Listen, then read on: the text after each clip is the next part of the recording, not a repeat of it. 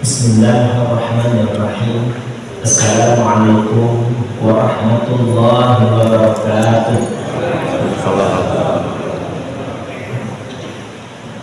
Alhamdulillah, wassalatu wassalamu ala rasulillah wa ala alihi wa ashabihi wa man wala.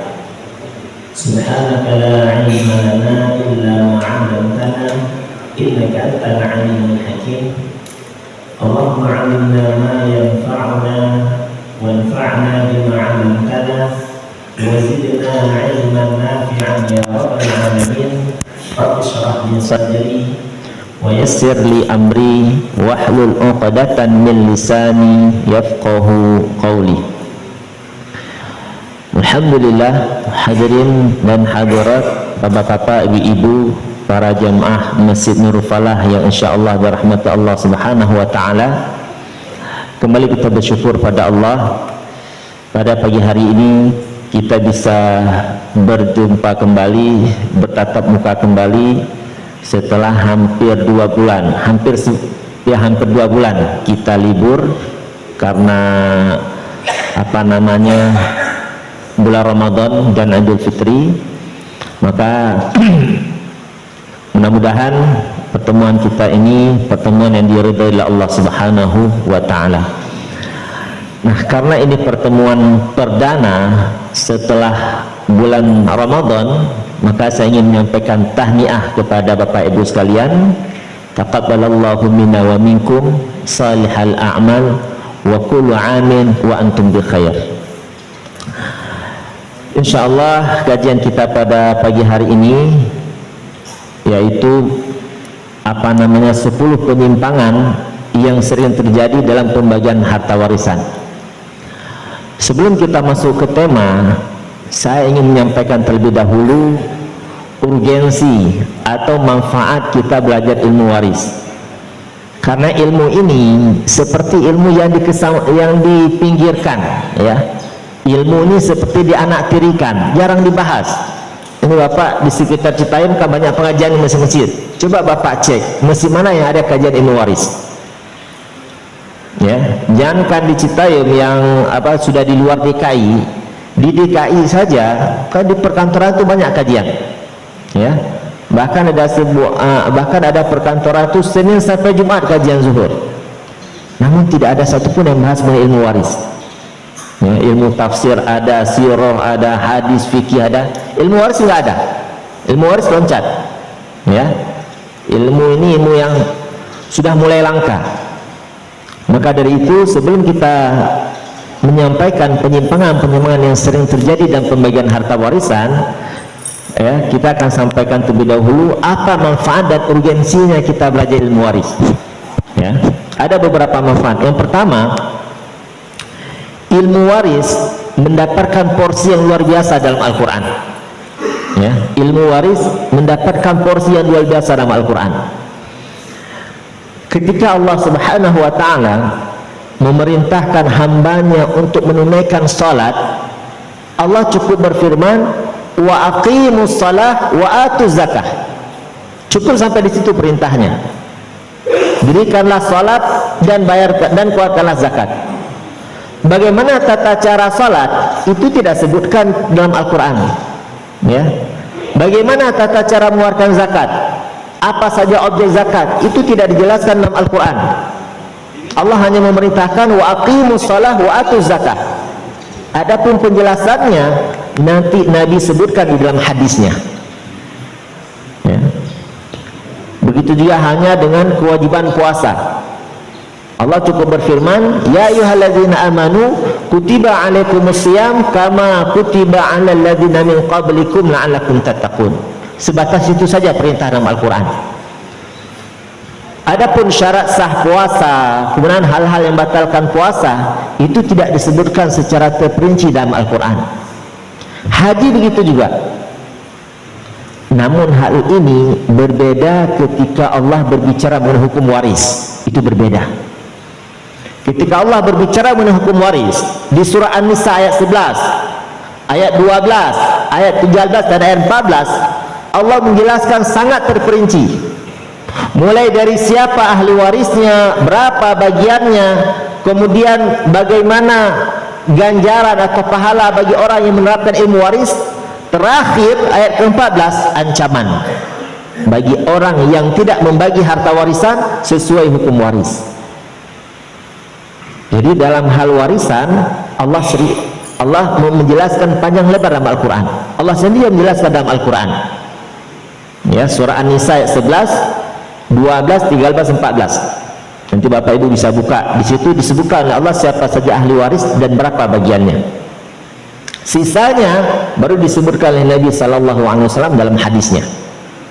Yang jelas di antara ibadah-ibadah yang lain, ibadah warislah atau hukum warislah yang terperinci Allah sebutkan dalam Al-Quran.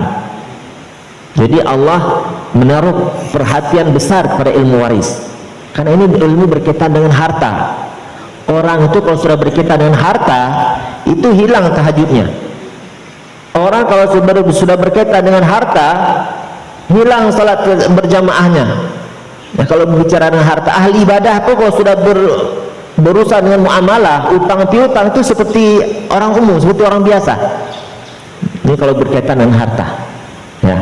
Jadi itu yang pertama, fikih waris mendapatkan porsi yang luar biasa dalam Al-Quran. Ini yang pertama. Yang kedua, kenapa kita harus belajar ilmu waris? Ilmu waris merupakan ilmu yang pertama akan dicabut dari umat ini, ya. Ilmu yang pertama hilang nanti dari umat ini, ilmu waris.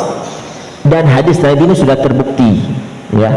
Ilmu ini sudah jarang dikaji, jarang dibahas, sehingga jamaah masyarakat nggak paham dengan ilmu waris. Sehingga apa yang terjadi? Ya sudah, ketika ada orang meninggal dunia, maka silahkan bagi rata saja. Nah, hukum Allah mau kita kemanakan kalau kita mau bagi rata, ya. Nah, karena minimnya pengetahuan masyarakat atau ilmu waris, sehingga banyak penyimpangan terjadi dalam pembagian harta warisan. Kadang ada orang mengambil harta warisan yang bukan hak warisnya, atau hak warisan diambil oleh orang lain, ya, karena edukasinya ilmu waris itu kurang, ya.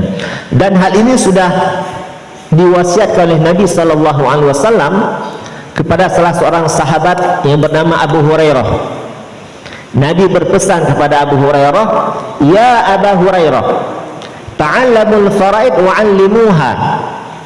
Wahai Abu Hurairah, belajarlah ilmu waris. Belajarlah ilmu waris dan ajarkanlah kepada manusia. Fa innahu nisful ilm. Karena sesungguhnya ilmu waris itu setengah dari keilmuan. Ya.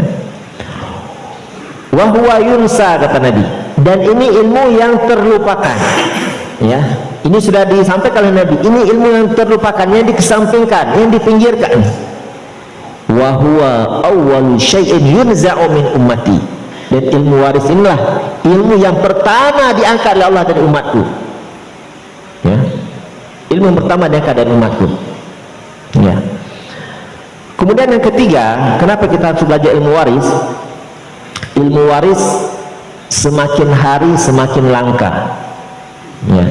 Semakin hari semakin jarang dikaji, ya. Dan ini disampaikan oleh Nabi SAW kepada sahabat yang mulia Ibnu Mas'ud radhiyallahu an. Nabi berpesan kepada Ibnu Mas'ud, "Ta'allamul fara'id wa 'allimuhan nas." Wahai Ibnu Mas'ud, belajarlah ilmu waris dan ajarkanlah kepada manusia.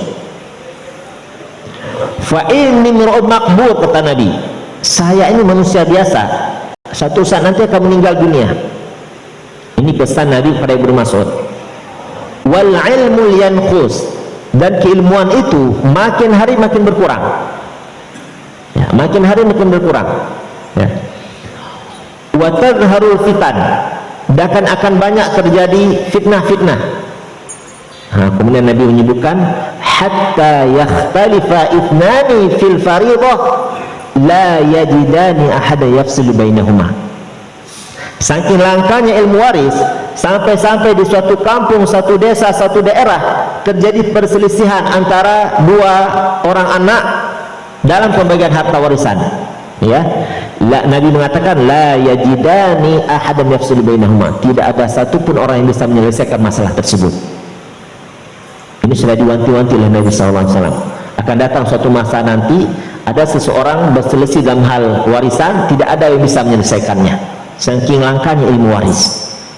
Makanya hadirnya kita di majelis ilmu ini salah satu ikhtiar kita untuk melestarikan ilmu waris. Walaupun kita tidak paham secara terperinci, minimal secara garis besar kita tahu dasar-dasar dalam ilmu waris, kita tahu ya. Karena kalau untuk mendalami secara mendasar, secara mendalam ya, untuk memahami secara mendalam, kami di Lipia itu butuh waktu 2 tahun, semester 5, 6, 7, 8 kita belajar ilmu waris ya. Oke, tapi minimal jadi dari 2 tahun itu sudah sudah kami press menjadi 8 pertemuan. Itu sudah bisa mengetahui dasar-dasar ilmu waris ya. Oke. Nah, kemudian yang keempat, ini tidak kalah pentingnya. Kenapa kita harus belajar ilmu waris? Agar kita terbebas dari ancaman Allah Subhanahu wa taala.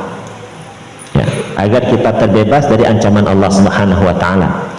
Allah sebutkan di surah An-Nisa ayat 14. Jadi surah An-Nisa ayat 11 dan 12 Allah sebutkan siapa saja ahli waris dan berapa bagiannya. Kemudian ayat ke-13 Allah memberikan apresiasi dengan jaminan surga bagi orang yang membagi harta warisan sesuai hukum waris. Nah, ayat yang ke-14 Allah mengancam. Ayat ke-14 di surah An-Nisa Allah mengancam. Apa kata Allah dalam Al-Quran? Wa may ya'sillaha wa rasulahu wa ta'adda hududahu. Barang siapa durhaka kepada Allah, durhaka kepada Rasulnya, dan melampaui batas dalam urusan warisan.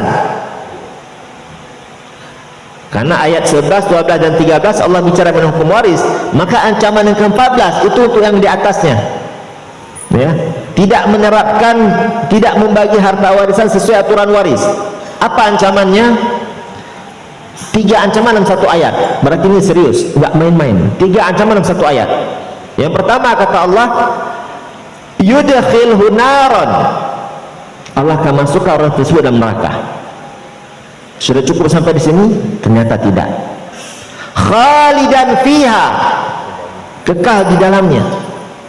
Walahu azabun muhin, dan baginya azab yang hina.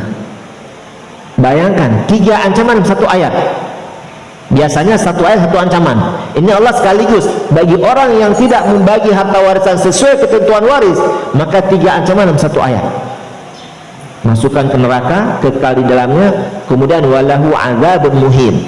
Ini menunjukkan hal serius ya. Dan yang terakhir, kenapa kita harus belajar ilmu waris? Agar kita terhindar dari penyimpangan-penyimpangan yang sering terjadi dalam pembagian harta warisan.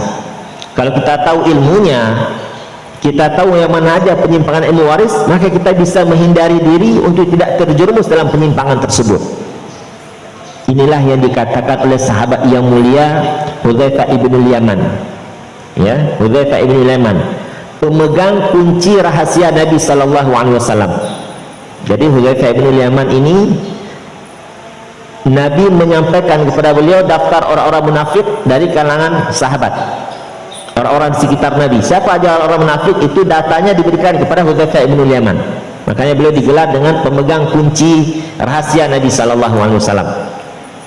Nah, Hudzaifah ibn Yaman mengatakan, kanan nasu yas'aluna Rasulullah sallallahu alaihi wasallam anil khair. Dahulu sahabat Nabi sering bertanya kepada Nabi sallallahu alaihi wasallam hal-hal yang positif. Hal-hal yang positif. Makanya kita menemukan hadis, ya Rasulullah, ayul amali afdal. Begitu gaya pertanyaannya sahabat. Wahai Rasulullah, amalan apa yang utama? Nanti Nabi menjawab, as-salatu ala waqtiha, salat di awal waktu. Ada lagi pertanyaan lain, ya Rasulullah, ayu jihadin afdal? Wahai Rasulullah, jihad apa yang utama? Nanti Nabi menjawab, qaulul haq indal hakim jair, ucapan yang benar di hadapan pemimpin yang zalim ya. Begitu ya pertanyaan sahabat. Wa kuntu as'aluhu 'anil syarr, kata Hudzaifah. Berbeda dengan saya. Kalau saya itu kalau bertanya kepada Nabi justru hal-hal yang negatif. Untuk apa?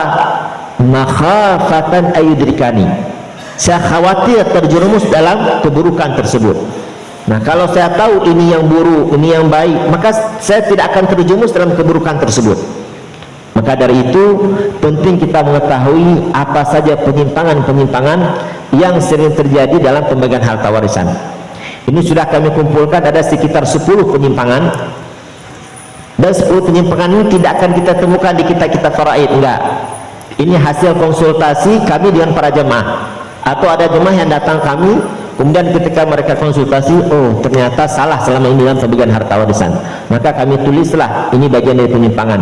Sehingga setiap pembukaan kajian waris kami akan sampaikan dulu penyimpangannya, nanti baru apa solusinya. Ya, ibaratnya bapak kalau ke dokter nggak langsung dikasih obat kan, diperiksa dulu apa penyakitnya ini, baru dikasih obat. Nah, begitulah dalam hal ilmu waris, kita sampaikan dulu penyakitnya, nanti apa solusinya, apa obatnya, kita akan sampaikan kemudian. Jadi ada sekitar 10 penyimpangan dalam pembagian harta warisan, ya. Yang pertama, penyimpangan yang pertama adalah menyamakan bagian anak laki-laki dan anak perempuan, ya, menyamakan bagian anak laki-laki dan anak perempuan. Sebenarnya yang benarnya adalah anak laki-laki mendapatkan berapa Pak? 2:1, 2 bagiannya anak perempuan, ya. Jadi kalau ada seseorang meninggal dunia, kemudian meninggalkan harta warisan 3 miliar misalnya, dan dia punya ahli waris cuma 2, 1 anak laki-laki, 1 anak perempuan, maka aturan warisnya adalah yang laki-laki dapat 2 miliar, yang perempuan dapat 1 miliar, 2:1. Nah, pertanyaannya, ketentuan 2:1 ini datang dari Nabi SAW atau ijtihadnya para ulama? Gimana Pak? Skema 2:1 ini datang dari Nabi SAW, dari hadis, atau ijtihadnya para ulama? Nah, datang dari Al-Quran. Skema 2:1 bukan datang dari hadis, karena kalau datang dari hadis nanti orang bisa beralasan, oh hadisnya dhaif, hadisnya lemah dan sebagainya. Apalagi ijtihad ulama, enggak. Tapi ketentuan 2:1 langsung Allah sebutkan di surah An-Nisa ayat 11. Apa berani kita mengatakan Al-Quran lemah? Bahaya. Jangan mengatakan Al-Quran lemah, 1 ayat saja kita ragu, itu bisa sampai ke derajat kafir. Kita ragu nih, jangan ini bukan Al-Quran, ya. Kita ragu jangan ini bukan Al-Quran, itu bisa sampai ke derajat kafir kalau meragukan mutawatir dalam Al-Quran. Karena semua Al-Quran 30 juz yang ada di hadapan kita sekarang itu semuanya mutawatir, tidak ada satupun yang diragukan, ya. Maka Allah sebutkan di surah An-Nisa, yusikumullahu fi auladikum lizzakari mithlu hadzal unthayain, ya. Allah mewasiatkan kepada kalian wahai para bapak bahwasanya bagian anak laki-laki itu 2 bagian anak perempuan. Jadi anak laki-laki dapat 2 bagian, anak perempuan dapat 1 bagian. Nah, datanglah orang-orang liberal, mereka mengatakan ayat ini sudah tidak relevan dengan zaman. Sekarang perempuan bekerja, laki-laki bekerja, sudah sama kedudukannya, maka ini sudah tidak relevan dengan zaman, ya. Sudah tidak adil kalau laki-laki mendapat bagian lebih besar pada perempuan. Syekh Saleh Fauzan menulis kitab khusus membantah orang-orang yang mengatakan ayat ini sudah tidak relevan dengan zaman. Judul kitabnya Tahqiqul Mardiyat, ya. Dalam kitab tersebut beliau menyebutkan argumentasi apa hikmah Allah Subhanahu wa taala memberikan 2 bagian pada anak perempuan, 2 bagian pada anak laki-laki, 1 bagian pada anak perempuan, ya. Bahkan kalau seandainya Allah memberikan bagian sama rata laki-laki dan perempuan disamakan oleh Allah, justru Allah tidak adil. Kenapa? Karena anak laki-laki lebih berat bebannya dibandingkan anak perempuan, ya. Ketika ada seorang laki-laki mau menikah, yang wajib menyiapkan mahar siapa Pak? Laki-laki atau perempuan? Laki-laki. Dia harus kerja keras untuk menyiapkan mahar. Perempuan menerima mahar, ya. Kemudian begitu selesai akad nikah, yang punya kewajiban untuk menafkahi siapa Pak? anak laki-laki. Jadi sebelum menikah dia kerja keras untuk mengumpulkan mahar, setelah menikah dia juga bekerja keras untuk menghidupi keluarganya, untuk menafkahi keluarga, untuk menafkahi perempuan. Nah, sedangkan perempuan sebelum menikah dia menerima mahar, setelah menikah dia menerima nafkah. Nah, kalau disamakan bagian laki-laki dan anak perempuan, sungguh Allah tidak adil. Laki-laki lebih berat bebannya dibandingkan perempuan, ya. Laki-laki lebih berat bebannya dibandingkan perempuan. Nah, namun sebagian masyarakat dia tidak mau membagi 2:1, enggak, langsung dia sama rata. Ya, ini penyimpangan. Tapi kalau sudah selesai pembagian warisan, misalnya ada seseorang meninggal dunia, dia punya 2 orang ahli waris, satu lagi anak, satu yang pertama anak laki-laki, yang kedua anak perempuan. Sudah selesai pembagian harta warisan, ya. Nah, kemudian anak laki-laki menyampaikan kepada adiknya perempuan, "Dek, ini abang sudah mendapatkan bagian abang 2 miliar, silahkan kamu ambil 500 jutanya, biar kita sama." Ini boleh, karena sudah hibah akadnya, ya, itu boleh. Bahkan laki-laki memberikan semua boleh. Misalnya setelah dibagi sesuai aturan waris, kemudian laki-laki, "Dek, silahkan ambil untuk kamu semua warisannya, alhamdulillah abang sudah cukup dengan yang Allah berikan, alhamdulillah abang sudah mampat, ya, ini silahkan ambil semua." Boleh, yang penting terapkan hukum waris, ya. Jadi boleh bagi sama rata setelah hukum waris diterapkan, karena nanti pemberian sang abang kepada adiknya itu adalah hibah jatuhnya, ya. Namun yang terjadi di masyarakat tidak seperti itu. Mereka langsung bagi rata, seakan hukum Allahnya hanya dianggap sampah, ya. Sebenarnya terapkan dulu hukum Allah. Nanti kalau anak laki-laki memberikan kepada adiknya silahkan, boleh, tapi tidak boleh ada unsur paksaan, ya. Jangan sampai ditekan oleh paman-paman yang kamu harus berikan, enggak. Dia harus berikan yang sukarela kepada adiknya, itu boleh atas nama hibah.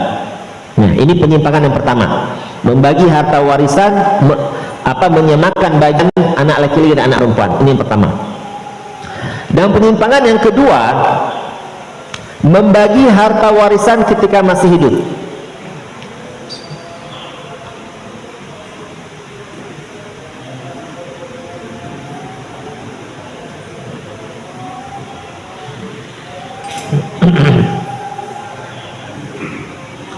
Penyimpangan yang kedua adalah membagi-bagi harta warisan ketika masih hidup. Jadi ketika orang tuanya masih hidup, nah misalnya seseorang punya 3 orang anak, panggillah anak yang pertama namanya Muhammad. Muhammad, sini, bapak punya rumah di komplek pertanian, pas di samping Masjid Nurul Falah, ya, pas di samping Nurul Falah. Nanti kalau bapak meninggal dunia, rumah bapak yang di samping Masjid Nurul Falah nanti menjadi bagian warismu, ya. Oh, siapa? Panggil anak yang kedua. Ibrahim, bapak punya rumah di Pasar Minggu. Nanti kalau bapak meninggal dunia, maka rumah yang ada di Pasar Minggu itu menjadi hak warismu, ya. Oh, siapa? Panggil anak yang ketiga perempuan. Fatimah, bapak punya kebun teh di Bogor sekian hektar, ya. Nanti kalau bapak meninggal dunia, jadi yang kebun tersebut itu jadi hak warismu, ya. Jadi kalian sudah bapak bagi bagian masing-masing. Oh, siapa? Nah, pertanyaannya, ini akad apa? Ya, kalau kita katakan akad warisan, maka salah satu syarat bagi waris harus wafat dulu pewaris. Yang punya harta harus wafat terlebih dahulu, baru ada istilah pembagian harta warisan. Hal ini berdasarkan hadis Nabi di dalam Sahih Bukhari. Nabi SAW bersabda, man mata wa taraka malan faliwarathatihi, ya. Man mata wa taraka malan faliwarathatihi. Barang siapa, man taraka malan faliwarathatihi. Barang siapa yang meninggal dunia dan meninggalkan harta, maka harta tersebut untuk ahli warisnya. Artinya kalau selama orang tersebut masih hidup, maka belum ada istilah pembagian harta warisan, ya. Maka pembagian yang disebutkan oleh sang ayah tadi ini bukan termasuk dalam warisan, karena syarat pembagian harta warisan harus wafat dulu orang yang punya harta, ya. Nah, berarti warisan bukan. Lantas akad apa ini? Akad hibah, ya. Kalau akad hibah itu harus langsung diserahkan ke pemilikannya. Misalnya saya bilang kepada Pak Zain, Pak Zain, ini saya hibahkan kepada Pak Zain. Ini misal Pak Zain, ya, jangan jangan saya terima hibahnya. Ini misal Pak Zain, ini saya hibahkan kepada Pak Zain, ya. Nah, syarat hibah ini langsung berpindah ke pemilikan seketika itu juga. Tidak boleh mensyaratkan kalau saya wafat nanti, enggak. Nah, cuma yang terjadi dalam kasus ini kan bapaknya mengatakan nanti kalau bapak meninggal dunia, rumah yang ada di sana menjadi bagian warismu. Artinya kalau bapak masih hidup, ya masih milik bapak, ya kan, belum diserahkan. Nah, ini bukan hibah namanya. Makanya kalau hibah itu begitu diberikan langsung berpindah ke pemilikan, itu namanya hibah. Berarti bukan akad hibah. Lantas akad apa? Mau nggak mau wasiat. Ya, ya benar wasiat, mirip dengan akad wasiat.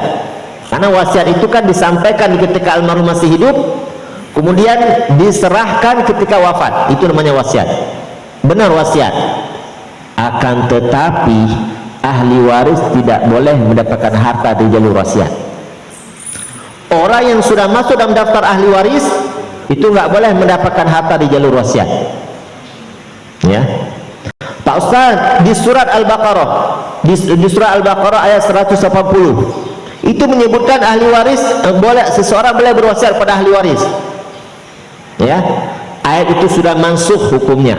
Kalau Bapak buka kitab tafsir mengenai ayat tersebut, maka ulama mengatakan hadhil ayat mansukhah.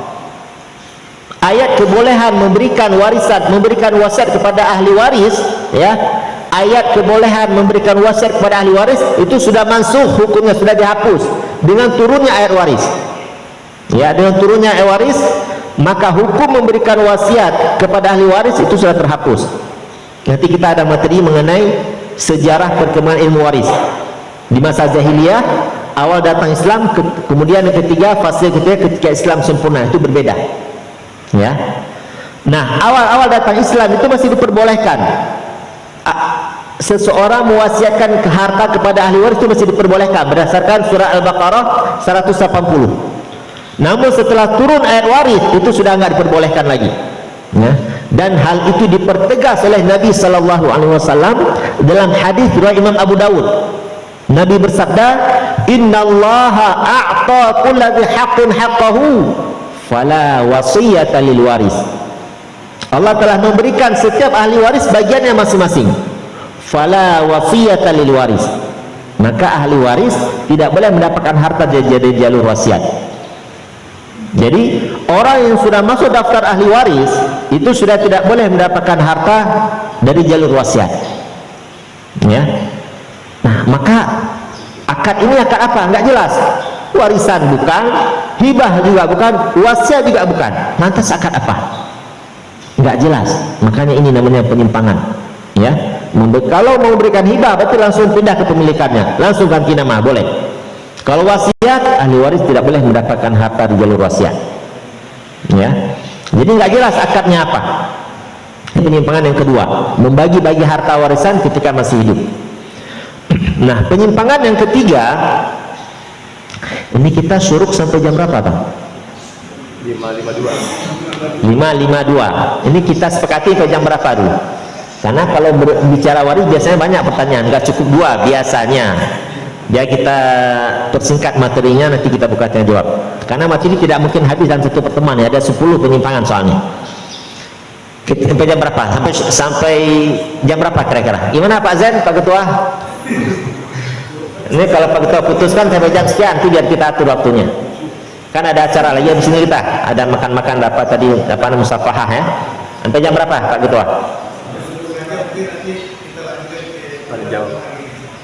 Oke. Sekarang sampai jam berapa? 5.52. Sampai syuruk. Sampai syuruk selesai kajian atau ada selesai materi? Selesai materi ya, habis itu tanya jawab. Oke, kan syuruk itu begitu syuruk kan tidak boleh sholat dulu. Ada waktu 10-15 menit, ya, karena itu masih masuk waktu yang makruh untuk sholat. Jadi waktu syuruk itu pertanda habis waktu subuh, bukan boleh sholat syuruk, enggak. Karena begitu syuruk itu matahari baru mau terbit. Ya, ini masih dilarang oleh Nabi untuk salat. Kapan dia boleh salat? Ketika matahari sempurna terbit. Nah, sempurna terbit itu sekitar 10-15 menit. Makanya ketika bunyi syuruk itu belum boleh sholat. Itu waktu pertanda habis waktu subuh. Tunggu 10-15 menit. Ya, berarti kalau 52, berarti jam 6:05 kita cukupkan, ya. Oke. Ustaz. Yang ketiga, Ustaz, ya, penyimpangan yang ketiga, kasus hibah waris. Kasus hibah waris. Apa maksudnya? Misalnya ada seseorang, ya, dia memiliki 3 orang anak. Anak yang pertama tadi Muhammad, anak yang kedua Ibrahim, anak yang ketiga Fatimah. Anak yang pertama ini sudah menikah, maka bapaknya panggil, Muhammad, engkau sudah menikah, ya. Bapak punya rumah itu di Citaim, di komplek pertanian dekat Masjid Nurul Falah, ya. Silakan kamu tempati rumah tersebut. Ucapan sang ayah, silakan kamu tempati tempat tersebut, ini harus diperjelas. Harus tanyakan, Pak, ini maksud bapak apa? Ayah, ini maksud ayah apa? Silakan ditempati, maksudnya apa? Dihibahkan atau dipinjamkan? Karena konsekuensinya berbeda. Kalau bapaknya mengatakan, oh enggak, saya pinjamkan, nanti kalau kamu sudah punya duit, beli sendiri. Oh siap, berarti nanti kalau bapak meninggal dunia, maka rumah yang ditempati oleh anak pertama itu bagian dari harta warisan, ya, kalau dipinjamkan. Tapi kalau bapaknya mengatakan, oh enggak, saya hibahkan kepada kamu, ya, kamu sudah menikah, sudah berkeluarga, sudah, saya silakan tempati rumah tersebut, bapak hibahkan kepada kamu. Nah, kalau sudah mengatakan hibah, nanti kalau bapak meninggal dunia, maka rumah tersebut bukan termasuk harta warisan, ya, karena sudah dihibahkan. Nah, sampai di sini tidak ada masalah. Yang menjadi masalahnya adalah ketika anak pertama sudah mendapatkan hibah dan anak lain belum, kemudian bapaknya meninggal dunia. Setelah rumah di dekat Nurul Falah ini dihibahkan kepada anak yang pertama, sekarang anak lain belum dihibahkan, kemudian bapaknya meninggal dunia. Maka apa kata adik-adiknya? Bang, abang kan sudah dapat rumah hibah dari bapak di dekat Masjid Nurul Falah, maka abang sudah tidak berhak lagi mendapatkan harta warisan. Di sini penyimpangannya, ya, di sini penyimpangannya. Sebenarnya orang yang sudah mendapatkan harta hibah itu tidak menggugurkan hak warisnya, terlepas orang tuanya adil ataukah tidak, itu urusan lain. Walaupun dalam hadis Nabi mewanti-wanti orang tua agar berlaku adil untuk anaknya. Nabi bersabda, wattaqullah wa'dilu baina auladikum, bertakwalah kepada Allah dan berlaku adillah kepada anak-anak kalian. Terlepas orang tua adil ataukah tidak, yang jelas anak yang pertama itu tidak boleh dihilangkan hak warisnya, tidak boleh digugurkan hak warisnya. Dia mendapatkan harta hibah dari bapaknya, kemudian juga tetap mendapatkan bagian dari harta warisan. Namun yang terjadi di masyarakat, orang anak yang sudah mendapatkan harta hibah dari orang tuanya, maka dihilangkan hak warisnya, dianggap itu sebagai warisan, padahal tidak demikian, ya, karena akadnya berbeda, tidak ada kaitan hibah dengan warisan, ya. Oke, kalau hibah itu sukarela di seorang bapak kepada anaknya, namun warisan itu kewajiban dari Allah kepada anaknya, ya, kewajiban dari Allah kepada anaknya. Seandainya ada orang tua punya anak nakal luar biasa, ya, nakal luar biasa, dia kerok di kampung tersebut, saking orang tuanya malu, dia usir anak tersebut, ya, anak laki-laki. Fulan, silakan keluar rumah ini, jangan kembali lagi. Bahkan kalau bapak meninggal dunia, kamu tidak berhak mendapatkan harta warisan dari bapak, ya. Setelah anaknya keluar rumah, seminggu kemudian meninggal bapaknya, anak ini pulang, ya, jumpa bapaknya meninggal dunia. Pertanyaannya, dia dapat nggak harta warisan? Dapat. Nggak ada hubungan dengan ucapan orang tuanya, ya, nggak ada hubungan dengan ucapan orang tuanya. Kalau orang sudah meninggal dunia, itu Allah yang membagi harta kepada anak tersebut. Oh, terlepas anak itu nakal, itu urusan orang tuanya, kenapa tidak dididik yang benar? Yang jelas tidak akan gugur hak warisnya dengan hanya dihilangkan oleh orang tuanya, enggak. Berbeda dengan hibah tadi. Kalau hibah memang sukarela dari orang tua kepada anaknya, tapi kalau waris itu wajib, itu kewajiban dari Allah. Allah sebutkan tadi, yusikumullahu fi auladikum, ya. Oke. Nah, kemudian yang keempat, penyimpangan yang keempat adalah harta bersama suami istri, ya. harta bersama suami istri. Jadi ketika suami istri sama-sama bekerja, ya, suaminya punya gaji sendiri, istrinya juga punya gaji sendiri, sama-sama bekerja. Kemudian ketika mereka mau buat rumah, ya, istri dapat warisan dari orang tuanya sebelumnya, ya, sebidang tanah. Maka suaminya mau bangun rumah, suaminya bangun pondasinya, tanah punya istri tadi, suami bangun pondasi. Kemudian istri bangun ikat bata dinding, ya. Kemudian suami bayar ongkos tukang, istri beli genteng, suami beli cat misalnya, kemudian interior dan sebagainya. Begitu rumah itu jadi, nggak jelas berapa persentase suami di rumah tersebut dan berapa persentase istri di rumah tersebut. Sehingga ketika salah satu meninggal dunia, bingung harta siapa yang kita bagi, ya, bingung harta siapa yang kita bagi. Maka kalau sudah tidak diketahui, muncullah istilah harta gunung gini, dibagi dua akhirnya. Padahal dalam Islam itu tidak ada istilah harta gunung gini, harus jelas kepemilikan itu. Dalam Islam itu harus jelas kepemilikan, nggak ada istilah harta gunung gini, ya. Nah, makanya kalau kita di masyarakat Indonesia kan merasa tabu, ya, kalau punya suami istri mau beli rumah patungan itu tabu dalam keluarga. Padahal itu yang benar, karena berpengaruh pada pembagian harta warisan nanti. Begitu juga hanya ketika suami istri membuat usaha, itu harus jelas dari awal berapa saham suami, berapa saham istri. Bukan kita mau perhitungan, enggak. Ini berpengaruh pada pembagian harta warisan nanti. Ketika suami meninggal dunia, maka dibagi waris setelah harta suami, hak saham suami. Ketika istri meninggal dunia juga sama, harta istri dibagi waris. Tapi ketika harta tersebut bercampur, tidak diketahui berapa persentasenya, di sini mulai muncul masalahnya, ya, mulai muncul masalahnya. Makanya kalau bapak ibu punya sama-sama punya penghasilan, ketika mau buat usaha itu harus diperjelas dari awal, walaupun sama suami, ya. Bukan kita mau perhitungan, enggak, bukan kita mau perhitungan, tapi kita untuk menjaga kepemilikan. Karena kalau salah satu dari keduanya meninggal dunia, maka harta itulah yang dibagi waris, ya. Oke. Itu yang keempat. Dan yang kelima, yang terakhir, kita cukupkan 5, nanti 5 mungkin di pertemuan di lain kesempatan insyaallah. Nah, yang kelima, harta almarhum dikuasai istri. Jadi ketika suami meninggal dunia, seakan-akan istri menjadi penguasa mutlak harta suami. Ini terjadi ya Pak, ya. Jamaah saya di Pasar Minggu, nah, ketika saya ngisi waris di sana, selesai kajian waris, beliau datang, ya, datang perasa curhat, Pak Ustadz, saya punya kakak ipar meninggal dunia, tapi hartanya itu semua diambil oleh istrinya, padahal almarhum masih punya orang tua, ya, almarhum masih punya orang tua. Orang tua dari almarhum itu termasuk ahli waris yang berada pada ring pertama, ya. Bapak ingat nih, ada 6 orang yang berada pada ring pertama. Asalkan mereka ada, pasti dapat. Jadi nanti kalau ada keluarga bapak ibu meninggal dunia, maka lihat 6 orang ini, kalau mereka ada pasti dapat harta warisan, nggak mungkin mereka gugur, ya. Yang pertama, bapak almarhum ini dapat warisan, bahkan bagiannya lebih besar daripada istri. Bagian bapak almarhum lebih besar daripada istri, ya.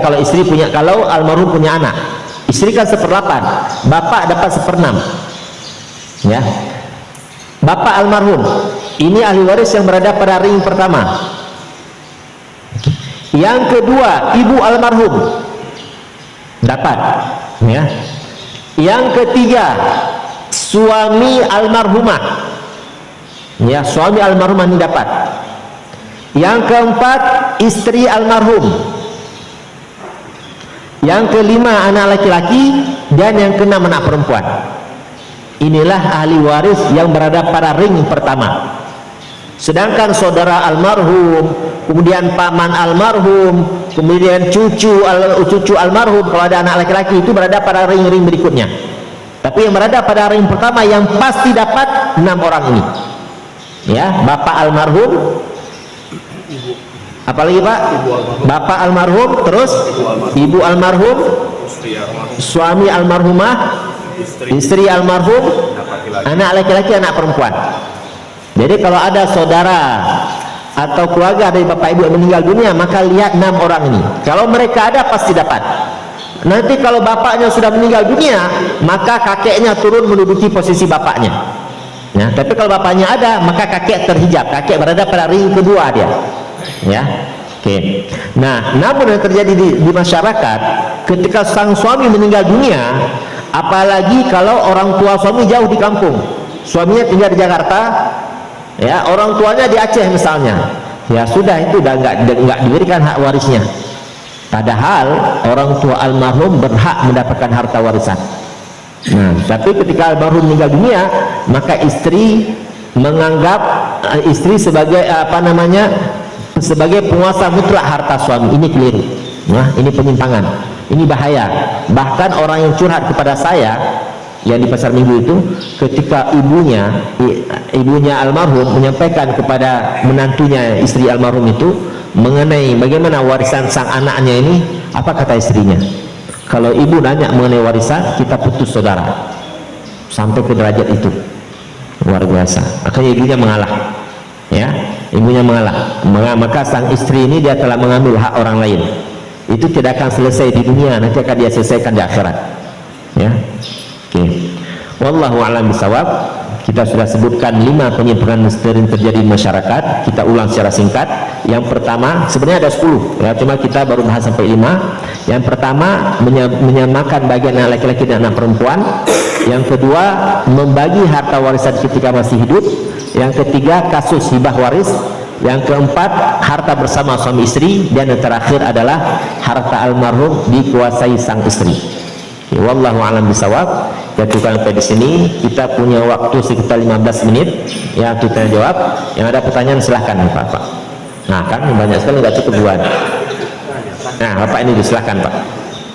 Nyala. Boleh mic, kalau ada mic biar jemaah lain bisa mendengar pertanyaan. Nggak nyala. Dulu. Bagaimana saya? Ya silahkan. Assalamualaikum warahmatullahi wabarakatuh. Waalaikumsalam warahmatullahi wabarakatuh. Jadi begini Pak Ustadz kejadiannya, saya punya Pak D ya. Pak D suami istri, tidak memiliki anak, dan kehidupannya itu mapan, memiliki rumah, memiliki kebun, memiliki sawah dan sebagainya. Lalu sebelum kedua suami istri Pak D saya ini meninggal, istrinya meninggal terlebih dahulu. Dan ketika istrinya meninggal, seluruh harta warisannya dikuasai oleh ponakan dari istri. Sampai Pak D saya masih hidup saja diusir dari rumah. Oke, itu harta siapa? Harta istri apa harta Pak D? Harta, karena berdua harta berdua. Oh, harta bersama. Itu hukumnya gimana Pak Ustadz, hukum warisnya? Karena sebelum meninggal saja Pak D saya tuh masih hidup, kan Bude saya udah meninggal. Pak D saya tuh sampai diusir dari rumah, dan semua hartanya tuh dikuasai sama ponakan dari istri gitu. Nah gini, enggak, apa urusannya keponakan? Iya kan, enggak, maksudnya keponakan kenapa? Keponakan udah jauh tuh, kecuali punya anak dia baru. Nah keponakan kenapa dia bisa ikut campur keluarga Pak D itu sampai mengusir Pak D nya? Ketika diusir saja Pak D saya tuh tinggal sama bibi saya sampai meninggal, dan gak diurus sama sekali. Oh mungkin Pak D nya pendatang di situ kali. Bukan, sama-sama orang situnya Pak. Oh sama orang situ. Oh iya. Kok bisa begitu ya? Baru pertama dengar kasus ini ya, suami terusir. Aduh. Nah jadi pertanyaannya apa? Oke. Jadi ketika seseorang meninggal dunia, nggak punya anak, ya, nggak punya anak. Istrinya itu yang meninggal almarhumah punya orang tua apakah tidak? Udah nggak ada. Berarti orang tua kakek ke atas nggak ada. Anak pun nggak ada, ya kan? Saudara ada nggak? Saudara almarhumah?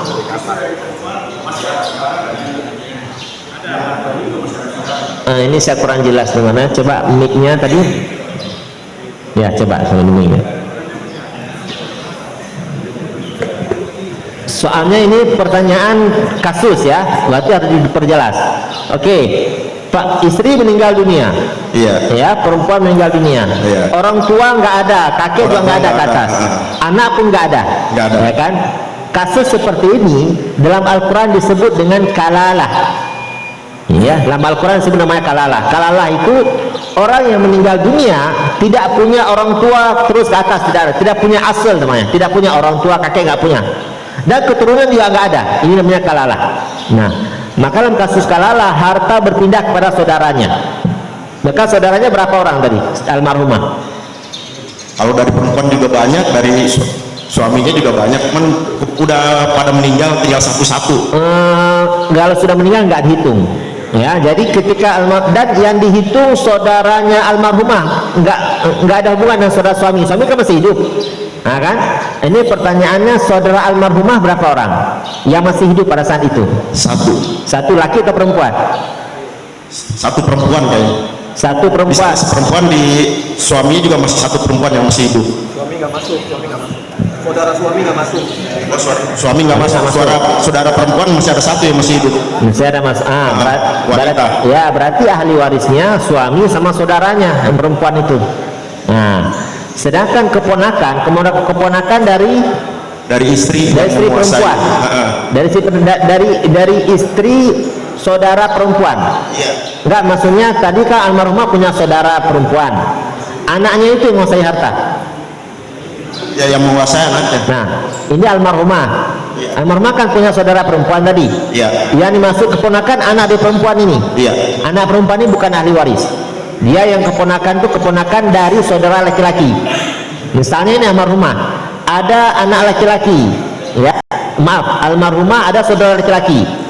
Anaknya ini baru ahli waris, keponakan. Tapi kalau dari jalur perempuan, ya, anak dari saudara perempuan, walaupun statusnya keponakan, itu bukan ahli waris. Ya, itu bukan ahli waris. Makanya ahli warisnya itu pertama suaminya itu. Kalau nggak punya anak, suami dapat setengah. Nah, kalau kasus seperti ini berarti kan terjadi sengketa. Ini baru dibawa ke pengadilan biar ada payung hukum.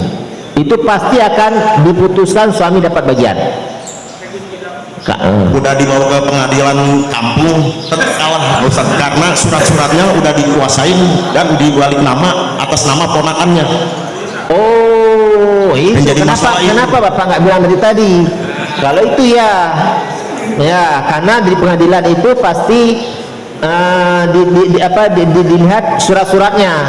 Kalau istri ketika masih hidup sudah menamakan nama keponakan, apalagi rumah yang dipati sudah nama keponakan, kemudian diusir suami, ya apa namanya, Islam kan menghukumi yang zahir. Islam tidak mungkin dulu istrinya ketika memberikan keponakan hanya ingin mempermudah pajak misalnya dan sebagainya. Itu Islam tidak melihat kesananya. Yang penting rumah itu atas nama keponakan, berarti milik keponakan. Nah, jadi kalau diusir ya bagaimana sudah atas nama dia. Nah, itu makanya itu yang minusnya ya. Kan banyak kita ini kalau beli tanah karena atas nama istri, atas nama keponakan. Padahal tidak niat kasih, cuma mengatasnamakan. Itu bahaya.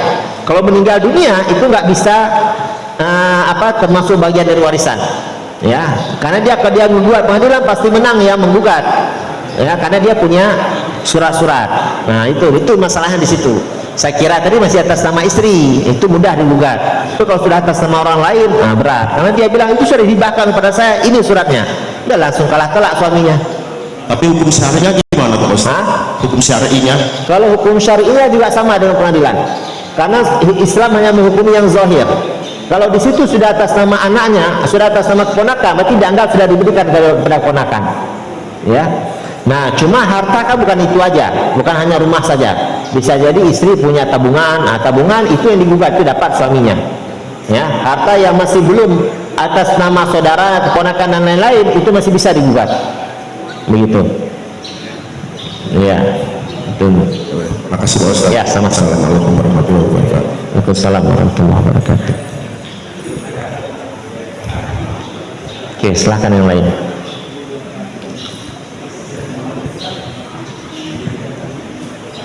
Assalamualaikum warahmatullahi wabarakatuh. Waalaikumsalam. Waalaikumsalam warahmatullahi wabarakatuh. Tadi kan disebutkan sama Pak Ustadz tadi kalau anak itu bandel diusir sama orang tua tapi tetap dapat harta warisan. Tetapi kalau anak tersebut memutuskan silaturahmi sama keluarga, apakah anak itu bisa dapat lagi harta warisannya? Karena harta warisan itu misalnya harta warisan itu dari istrinya, karena suaminya sudah pisah. Apakah memang dapat lagi nanti harta itu buat anak laki-laki gitu? Karena dia udah putuskan silaturahmi gitu.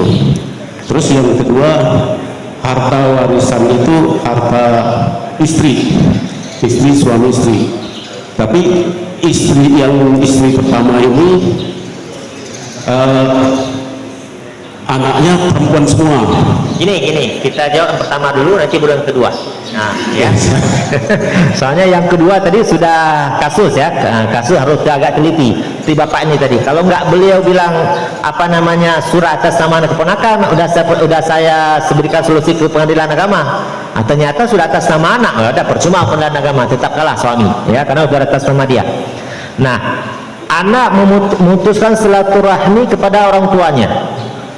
Apakah masih dapat warisan ataukah tidak? Jawabannya dapat dua. Dapat warisan dan dapat dosa putus silaturahmi. Ya, warisan tetap dapat karena itu tidak menggugurkan hak warisnya. Ya, nanti kita ada materi mengenai hal-hal yang menggugurkan hak waris. Nah, itu ada 3, ya. Dan di dalam 3 tersebut tidak ada anak itu nakal, nggak ada. Ya, diantaranya itu murtad. Kalau pindah agama baru dia nggak dapat warisan, ya, kalau murtad. Nah, tapi selama anak itu tidak pindah agama, tetap dia mendapatkan warisan dari orang tuanya plus dosa memutuskan silaturahim orang tua, durhaka orang tua berarti, ya, betul. Jadi dapat 2 dia, dapat dosa dan dapat warisan. Dan orang yang memutuskan silaturahim dengan orang tuanya itu hidupnya nggak akan berkah, Pak. Itu sudah banyak kita lihat itu. Walaupun dapat warisan banyak, tapi dia durhaka kepada orang tuanya, itu pasti nggak akan berkah harta tersebut. Ada aja masalah. Nah, oke, pertanyaan yang kedua. Pertanyaan yang kedua, jadi punya 2 istri dia. Punya 2 istri. Ya, istri pertama itu anaknya perempuan semua. Kalau yang disebut anak kandung itu kan anak bawaan suami. Jadi istri kedua itu dia punya anak laki-laki. Apakah sama?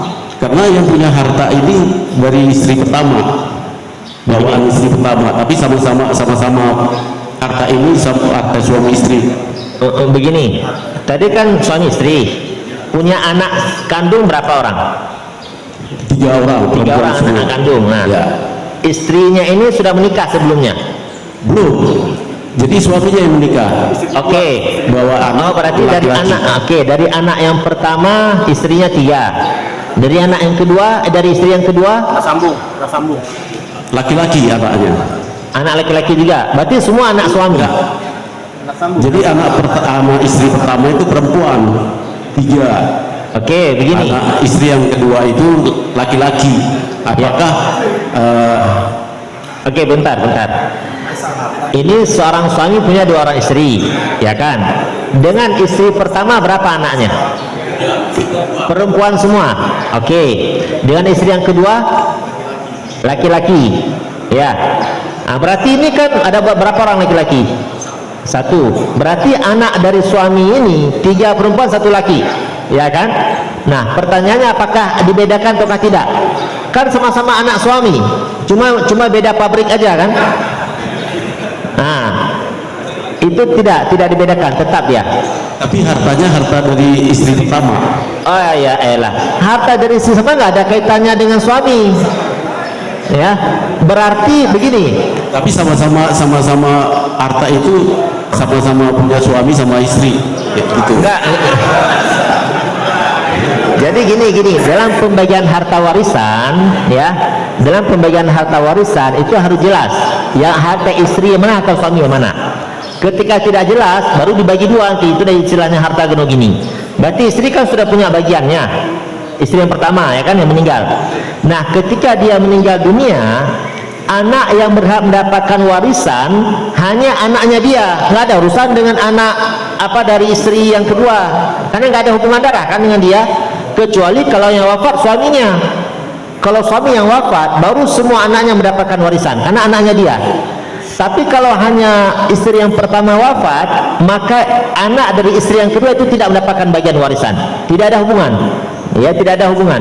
Kalau istrinya meninggal dunia, gitu, ya. Jadi anak yang kedua dari istri yang kedua itu tidak tidak mendapatkan warisan, ya, karena tidak ada hubungan darah, ya, begitu.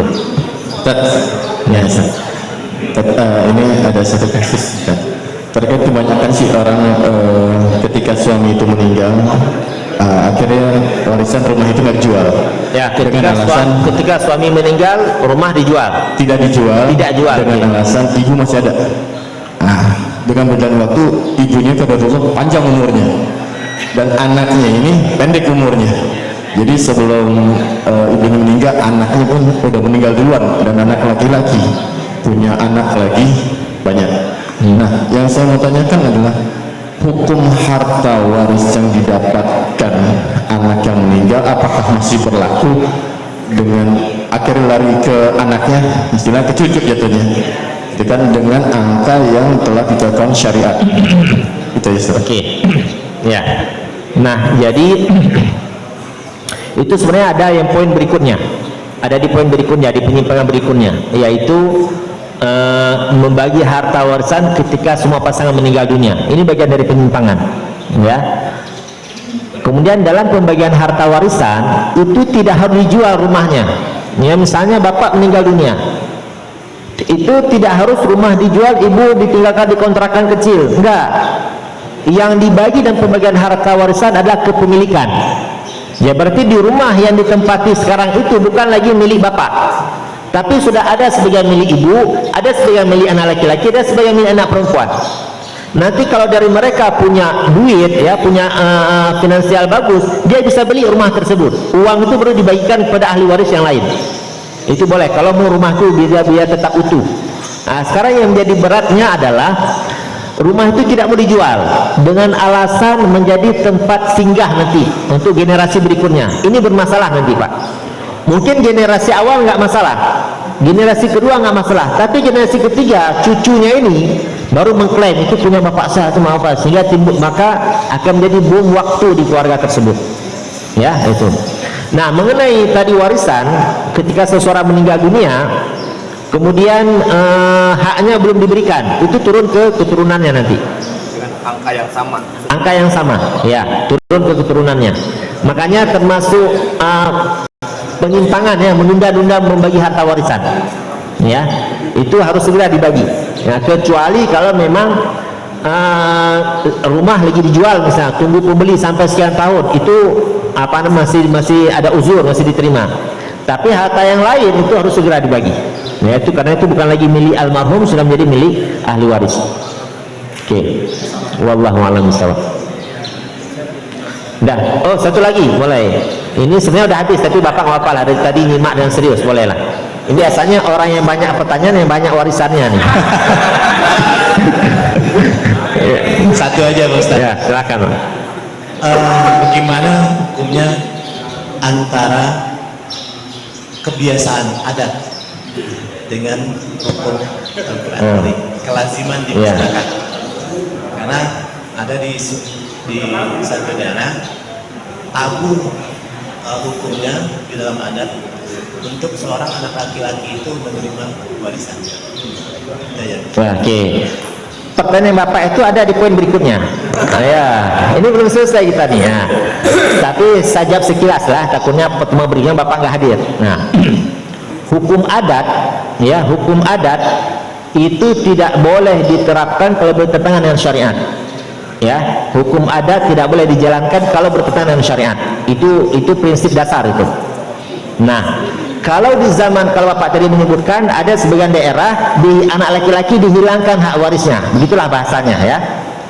Di zaman jahiliyah itu yang dihilangkan hak warisnya perempuan, di zaman jahiliyah. Nah, di zaman kita sekarang justru anak laki-laki dihilangkan hak warisnya, Seandainya orang jahiliyah hidup di zaman sekarang, dia kaget, kok bisa anak laki-laki dihilangkan hak warisnya. Kami zaman jahiliyah saja anak perempuan, dan itu masuk akal, karena anak perempuan tidak bisa menjaga harta, maka dihilangkan hak warisnya. Tapi ini kok ada daerah-daerah laki-laki dihilangkan hak warisnya. Ya, itu penyimpangan, tidak boleh diterapkan. Ya, itu adat yang menyelisihi syariat. Ya, oke. Ini jawaban singkatnya. Untuklah selanjutnya mungkin pertemuan akan datang, insyaallah taala. Ya. Ustaz, saya nanya tapi bukan banyak harta Ustaz, tapi banyak istri saya ini. Ustaz, saya kembali lagi di pertanyaan dulu tadi Ustaz. Sebenarnya udah habis, tapi dengan Pak Ketua nggak apa-apa lah. Dispensasi ya. Saya balik lagi, Ya. balik lagi pertanyaan dulu tadi itu. Misalnya istri pertama itu kan punya harta rumah lah, itu istri yang beli rumah tapi yang bangun saya. Mungkin kalau hitung dari awal itu 100 juta bagi dua, mungkin beli rumahnya 50 juta dengan urus-urusnya, bangun rumah itu 50 juta dengan urus-urusnya. Ya. Tapi sertifikat itu atas nama saya. Nah, saya punya anak dua laki-laki semua. Nah, saya nikah lagi, dan insya Allah nikah lagi lah. Saya nikah lagi, punya harta, punya anak lagi, misalnya laki-laki atau perempuan. Itu kan seperti yang beliau ceritakan tadi, itu kan harta dari nyonya ini kan harus dibagi. Kalau seandainya rumah itu saya jual, maka mungkin anak-anak saya laki-laki itu kan misalnya untuk harta ibunya, warisan ibunya. Berarti apakah rumah itu harus saya jual? Kalau seandainya saya jual, nanti misalnya tadi 50 istri, 50 saya jual, misalnya ketemulah angka 600 juta.